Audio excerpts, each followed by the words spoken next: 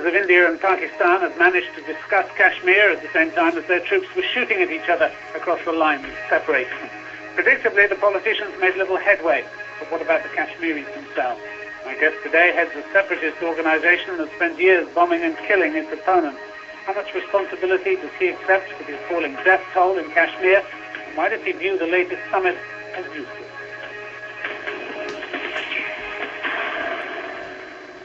Yasin Malik, a very warm welcome to the program. When you were in charge, or was in charge of the Jammu and Kashmir Liberation Front, how many people did you order the death of? Pardon? I'm sorry? I'm sorry, I could not get your question. When you were in charge, or one of the leaders in charge of the Jammu and Kashmir Liberation Front, how many killings did you personally order or carry out? It is fact that Jammu Kashmir Liberation Front started armed struggle in Kashmir in 1988. But before that, I started my political career in 1984. No, I understand that. I'm trying to focus on this particular part of it for the moment. From 1987, when you started down this road of violence. One must know that what was the reason to start the armed struggle. We'll come on to the reasons in a moment, Mr. Malik, but could we start here?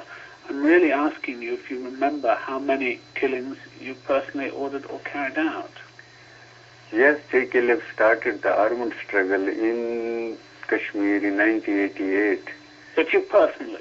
Yes, I am the pioneer of armed struggle in Kashmir, and the concept of the armed struggle was just conveyed to the world consciousness and Indian consciousness in particular that we Kashmiri people want to be heard, that we want to live in this particular world with respect, honor and dignity. I understand those were your motives. How many did you kill? It is not the matter how many will kill. No, this is the question I'm asking you. It is the matter. The matter is simple that there are cases against me pending in the court, and now 11 years have passed, and Government of India has not even started the trial. So, are you going to tell me whether you carried out killings or not? Definitely I participate in the armed struggle. There is no doubt about it. But the question is, again, that which circumstances forced Kashmiri people to start the armed struggle. I already told you that I started my political career in 1984 with a non-violent movement. But it is unfortunate in 1985, we just published a sticker, and on that charge I was sent to the third degree interrogation center for 20 days and 3 months in police lockup. Then again in 86, when I was the general secretary of the student organization, I was detained for 6 months. Then again in 1987, there was a Muslim United Front political forum. My student organization was the constituent of this forum. So you accept responsibility for a number, maybe a large number, of the deaths that have taken place in Kashmir? It's not the matter of the responsibility. No, I'm asking you whether you accept responsibility. It is not the matter. Why we will accept the responsibility? The matter is very simple, that Government of India never gave any kind of political space in Kashmir for non-violent movement. Nobody says that Kashmir is a simple problem, and everybody seems to differ about it, but I'm asking whether you accept your share of the responsibility for the killings that have taken place. We did not accept the responsibilities. Why not? Why we will accept the responsibilities? You carried them out, didn't you? Pardon? You carried the killings out. Yes, definitely I participate in the armed struggle. So you have to accept responsibility. Which kind of responsibilities? Which kind of, our land has been occupied, and when we started the non-violent movement right from 53 till 88, Government of India used every kind of violent method to curb our non-violent movement. I think the credit goes to the British people. Was it worth carrying out these killings? You walked away from violence in 1995. Was it worth the killings that you had participated in up until that point? No, our confrontation was directly with the Indian security forces. The Air Force personnel, for instance, in January 1990, there was a killing of 4 gunned down while waiting at a bus stop with their families on the outskirts of Srinagar. You are accused by the Indians of being involved in it. Why do you laugh about that? There's nothing to laugh at about the death of people. It is not the matter that I am laughing about the death of the people. The matter is that as far as this Indian Air Force incident is concerned, they belong to the Indian security forces. But so what are you saying with that? That they are legitimate targets? Listen to me. Listen to me. The question is, just 24 hours back, at the same spot, there was a civilian bus. 12 children were in that bus, and they all were brutally killed by the Indian security forces at the same spot. Does that justify the killing? It is not. We are not justifying the killing, but as far as our armed struggle was concerned, it was directly against the security forces. It was not against the civilian people. If you're not justifying, well, there were 2 civilian people who were killed. There were 2 family members, 2 women who died later in hospitals. But if you're not justifying it, are you now apologizing for it? Why I will apologize? Well, you said you're not justifying. Why I will apologize for any kind of which I have not committed? The matter is again very simple. Yes? There were 2 women who had nothing to do with it. I have not killed any woman. 2 women died. We have not killed any woman. 4 Air Force personnel and 2 women died. We have not killed any woman. This case is pending in the court. Why government of India is not starting the trial? The Kashmir Liberation Front has already claimed responsibility. Jammu Kashmir Liberation Front has taken the responsibility, but let the court decide. We have not claimed the responsibility that we have killed the woman. So how did they die? They were standing at the same bus stop. How did they? Let court decide it. How did they die? Let court decide it. It is Indian court. It is not my court. Well, if there is one shooting incident and 4 Air Force officers are killed and 2 women who are standing in the same bus queue are also killed, it stands to reason they're killed by the same person, isn't it? I don't think so. I mean, you're arguing semantics here, aren't you? I am not arguing semantics. I am just arguing in a fair manner. Nobody can accept that kind of, which I accept. Yes, we have started the armed struggle. I am not apologetic. But I told you already that it is the circumstances which forced the people in Kashmir to start the armed struggle.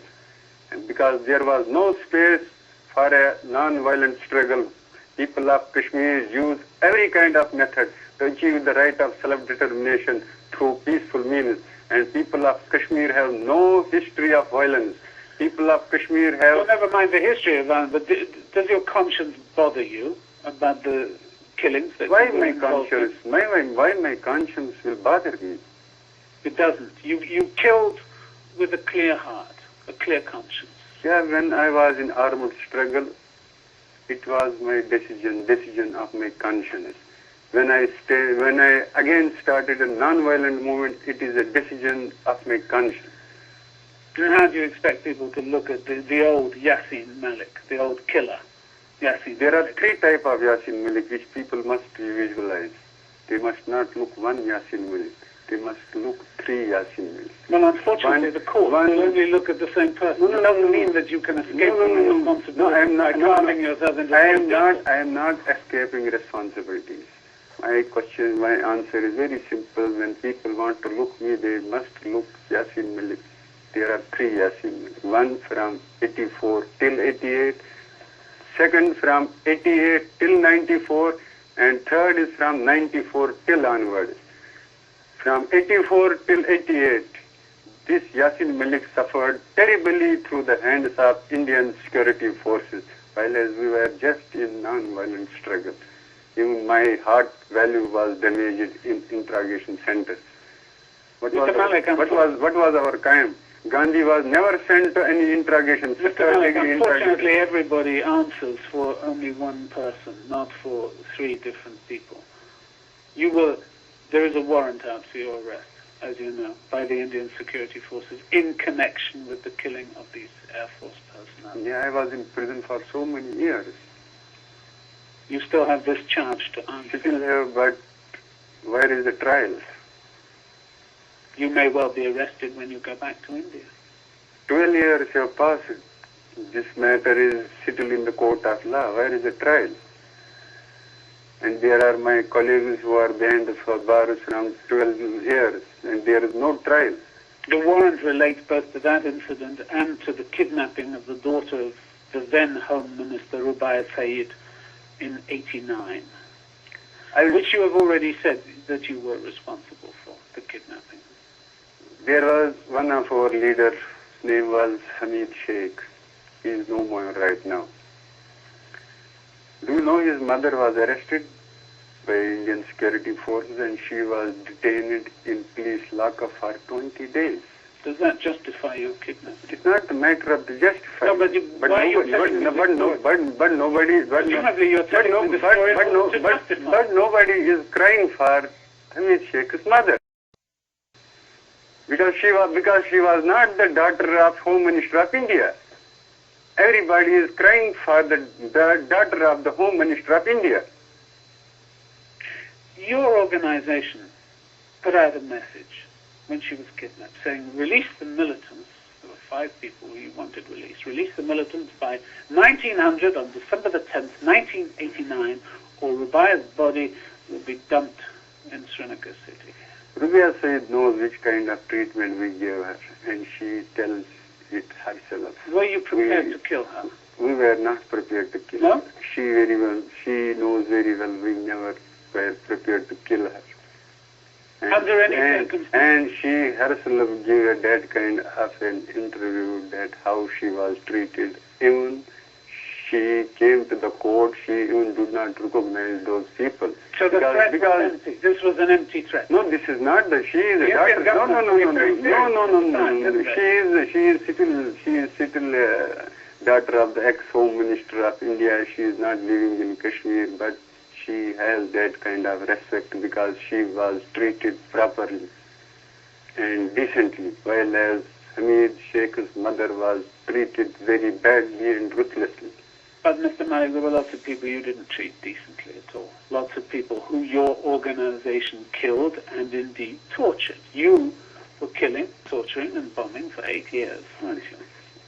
Which people we torture? Can you put a single name? Of course I can. Yes.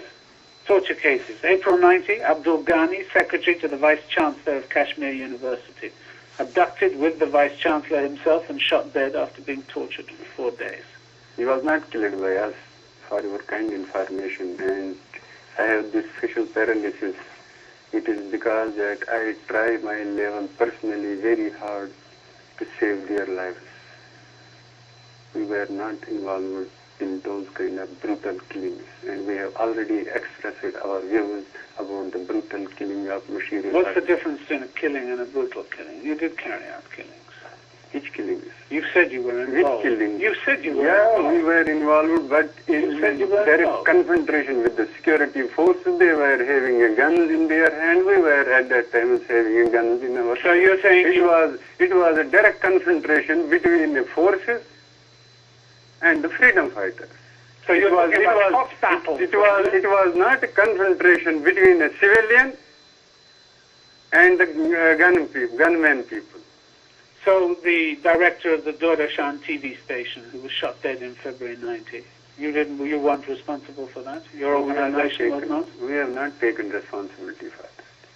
Did you carry that? You say you're not taking it. No, neither we have taken the responsibility nor we are involved in that case. Because the killing is attributed to you. The field officer for the agricultural department. How it is attributed? There is no such kind of case against me. How it is attributed to me?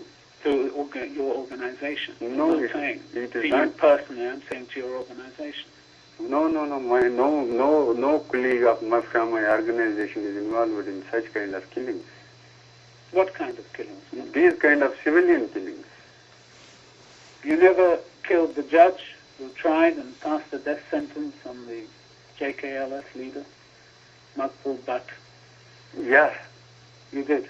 I did not did it, but it is fact that JKLF boys killed their judge. But what was the crime of Mohammed Makbul Butt? What was the crime of the judge? Because judge passed a politically motivated judgment against a great leader of the Kashmir who was a political leader. That's your assessment. It is not my assessment, it is a fact. still your assessment. India doesn't accept it as a fact. So if India does not accept it, they have their own judges. In Kashmir, judiciary is not functioning properly. It is under the influence of executive, and the judge give a politically motivated judgment against a great leader. So you are deserving such kind of a treatment in reciprocate. You gave up the armed struggle because you saw that it was useless. It wasn't achieving your results, was it?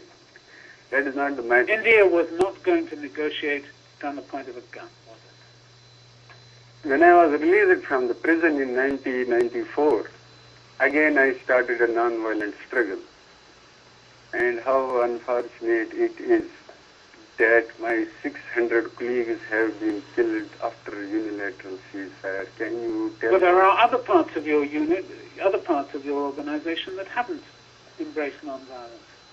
Yes, but tell me, I give a different direction. But tell me how other people will accept my point of view when my own 600 colleagues have been killed after unilateral ceasefire. Why people will choose such kind of cheap death? Government of India did not even encourage this unilateral ceasefire, and in return, I received the 600 dead bodies of my colleagues. There are other groups. So where is there are other groups. There are other groups, but where is the scope for the non-violent movement in Kashmir? That your movement is badly split. No, that is not the problem. It is a problem because you all want different things. All the Kashmiri separatist groups want different things. No. There are two schools of thoughts in Kashmir, but it does not mean that movement is split. It suits the government of India that they projected this movement. Sometimes fundamentalist movement, sometimes it is a divided house, sometimes they say it is a sponsored movement. So it suits them because they statecraft is at their back. We have nothing at our back. We are not in a position that we will be divided. It's clear that some want violence, some don't want violence, some want to be allied with Pakistan, some don't. You want clear independence from both India and Pakistan. There are clear serious divisions. If there is division, how we can resolve this? So the democratic institution is the best thing to resolve this. So why don't you condemn the violence that's still going on against India? Why I should condemn the violence while as I have received the 600 dead bodies of my colleagues after unilateral ceasefire? But you've decided that violence doesn't work. Even I will tell you, I convened two commander-chiefs from different organizations. One was from Al-Umar Mujahideen and another was from Islamic Front, namely Niyaz Ahmad Sufi and Bilal Ahmad Beg. And they joined me. They were too brutally killed in non-violent movement. You dismissed the summits that took place between India and I dismissed the summit because... No use to you whatsoever? You said there's no future for these kinds of talks? No future at all? Yeah, government what talks is there a future for? Government of India has such kind of parleys right from 47. Even they have agreement, Shumla agreement, Tashkent agreement, Lahore declaration. Those kind of agreements could not produce any kind of result, and the present violent phase in Kashmir is the outcome of those agreements. Now, if government of India and Pakistan sincerely want to resolve the issue, then there is a party, because this land belongs to Kashmiri people. It is the people of Jammu and Kashmir who are the victim of this dispute. People of Jammu and Kashmir are not the animals where their fate will be decided by India and Pakistan. But they're tired of struggle, aren't they? They're tired of armed struggle. I don't think any Kashmiri is tired about the struggle. Sabir Shah is 22 years as a prisoner in Indian jail. But he has not given up. He is still with the moment. He is saying that the rebel struggle is ending in a dead end. No. For that he's been ostracized. I don't think he has given any kind of such statement. Sabir Shah is still in the movement. Nobody is tired in the movement. Even other Kashmiri leaders call him a stooge for meeting Indian leaders. There are differences within, but if any individual, even Yasin Malik can be purchased, but I will tell you one thing very honestly, this movement cannot die down. It cannot what? This movement cannot die down. Nobody can now suppress or hijack or corrupt this movement. But India is not going anywhere, is it? It's not going to lead. India will have to go. So day will come and India will have to resolve this dispute in accordance with the wishes of the people of Jammu and Kashmir. By negotiation. By negotiation, if they are ready Which to... is the only way. Yeah, negotiation is the only way, but they cannot start on one side negotiation and on the other side they can kill the innocent people in Kashmir. If you say that negotiation is the only way, and you just have, so why not condemn the violence that's going on against India? I come back to that question. I have already started the unilateral ceasefire, but I could not get any kind of a positive response from the government of India from 1994. So why do you expect from me now I should condemn this and that thing? Doesn't the government of India show any kind of a responsibility to resolve this issue so that there would have been a peace, so that level of violence would have been decreased? But it's a matter of principle. Either you decide that violence does work or it doesn't work. You can't have it both ways, can you? Both ways, yes, it cannot happen both ways, but the question is simple. So condemn the violence. Condemn the violence is not the only reason to resolve. Violence is the offshoot of Kashmir dispute. So if the dispute will be resolved, all offshoots will be automatically disappeared from the scene. They do not need to resolve it. So you expect India to negotiate while violence is going on. That's not going to happen. Government of India negotiate in northeast also. They have started a peace process in Nagaland. Though the peace process is going on, National Socialist Council of Nagaland's agenda is that Nagaland is not an integral part of India, while as government of India say it is integral part of India. But still they start negotiation on 3 terms. That talks will be without any precondition. Talks will be going on at Prime Minister level, and Government of India cannot invite any other group except this National Socialist Council of Nagaland. Mr. Malik, what's your personal view? Look at Talks are going on. There is no output, but there is ceasefire from both sides.